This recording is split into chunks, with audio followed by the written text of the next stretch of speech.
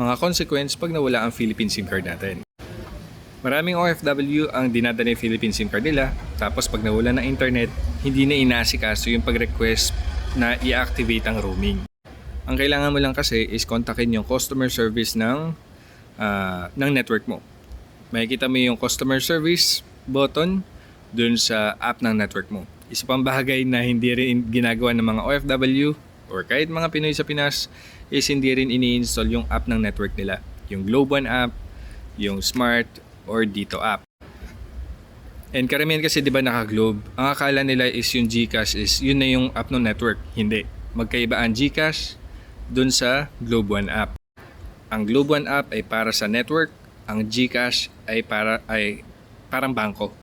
So pag nagpunta ka ng Globe, customer service siya ng Globe Network. Hindi siya customer service ng GCash. Okay, so focus na tayo dito. Yung mga consequence pag nawala ang Philippine SIM card mo. Una na dyan is yung mga OTP ng mga bank accounts mo. So ang hirap nito, kunyari nasa abroad tayo, yung ipon natin is nasa Pinas, which is yun yung pinaka nire-recommend ko. Yung ipon ay dapat nasa Pinas. And yung OTP yung kailangan natin para makapagpadala naman tayo sa family natin sa Pinas. Kaya dapat iingatan nyo talaga yung Philippine SIM cards natin. Isa pang bagay na makikita natin nga pala sa loob ng app ng network natin is yung expiration ng load. Once kasi na mag-expire ang load natin, magiging zero yan. Kunyari, meron yung 100 pesos na load. Pag nag-expire, magiging zero. Ito yung rule ng mga networks natin. Pag nagiging zero ang balance ng SIM card natin, meron na lang siyang 120 days na tanning bago mag-deactivate. Once na ma-deactivate, mawalan ng signal, and mawalan ka na ng access dun sa mobile number mo.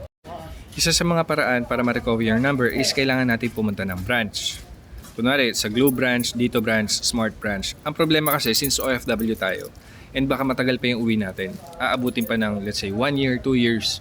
So, medyo hassle talaga para sa atin.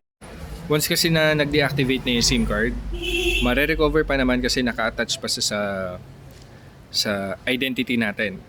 Kasi 'di ba inasikaso natin yung SIM registration. So under our name pa yung SIM card. So kailangan lang natin pumunta sa network tapos magre-request tayo ng SIM replacement.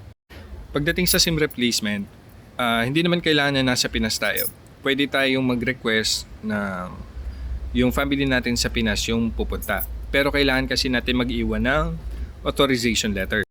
So dadalhin ng family mo sa Pinas yung authorization letter mo at saka photocopy ng valid ID dun sa Globe branch or Dito branch para mag-request ng SIM replacement. Pag nag-match yung personal information mo dun sa personal information na nakalink dun sa SIM card na yun, bibigyan ka ng bagong physical SIM card. So, yung mobile number mo is nandun. Ito yung problema pag physical SIM card. So, since hawak na ng family mo sa Pinas yung physical SIM card ng mobile number mo na yun, kailangan ipadala yung mismong SIM card paapuntang abroad. Kunyari, sa Saudi ka. So, maghanap pa sila ng, let's say, katrabaho mo na nagbabakasyon. So, what if magkaiba kayo ng city? Yung isa, taga Tarlac. Tapos yung family mo, taga Bulacan. So, ang mangyayari is mag-meet kayo in the middle or pupunta yung family mo sa Tarlac para lang ibigay yung physical SIM card para madala sa Saudi. Hindi yan katulad ng eSIM. Sa eSIM kasi, kunwari, nag-request ng SIM replacement yung family mo sa Pinas kasi since may hawak kunwari sila na authorization letter, so QR code yung ibibigay ng Globe dun sa family mo. Tapos yung QR code, isend na lang sa'yo via messenger. Tapos ikaw naman, i-upload mo lang ulit sa phone mo. Kaya lagi ko nire-recommend na pag bibili ka ng bagong phone, ang one major specification na dapat meron na ang isang phone is dapat meron siyang eSIM. Ito pa isa pang ini-ignore ng karamihan ng OFW pag nagre-register din sa mga Philippine government accounts. Okay, yung katulad ng SSS, Pag-ibig, PhilHealth, DMW, eTravel, OEC, dapat kasi isang email, isang mobile number. Yun nakalink sa mga yan, pati dun sa mga bank accounts mo. Ang nangyayari kasi, once na, kunwari, nagpalit ka ng mobile number, kailangan mong i-update yung mga bangko mo. And maliban pa doon, kailangan mo ding asikasuhin yung pag-update ng information sa lahat ng government accounts mo rin. So kunwari meron kang 4 na bank account. So iisa-isahin mo yung bangko nun para i-update yung information. Maliban pa doon, pupuntahan mo yung SSS, magfi-fill out ka ng E4 form para i-update yung information mo ng bagong mobile number mo. Pati rin yung Pag-ibig. Pupunta ka rin ng Pag-ibig. Hindi porke in-update mo sa SSS is mag-update na siya sa lahat ng mga government agencies. Tapos sa Pag-ibig naman is parang yung MDIF form.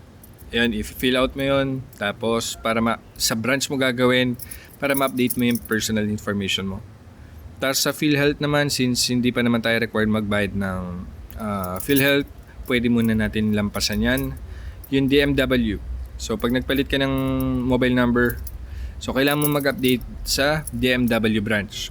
So yung nasan yung mga DMW branch? Meron sa airport, meron sa sa DMW regionals. So hanapin mo na lang kung nasan yon, i-update mo. Isabay mo siya sa pagkuha mo ng OEC since hindi ka maka-access ng DMW account mo online. Yan kasi magiging yun din yung magiging consequence pag nagpalit ka ng mobile number. So since hindi mo siya ma-access online, kailangan mong puntahan lahat ng branch. Lalo na yung pagdating sa OEC na imbis na online mo lang siya gagawin, kailangan mong puntahan yung DMW office para makagawa ka lang yan.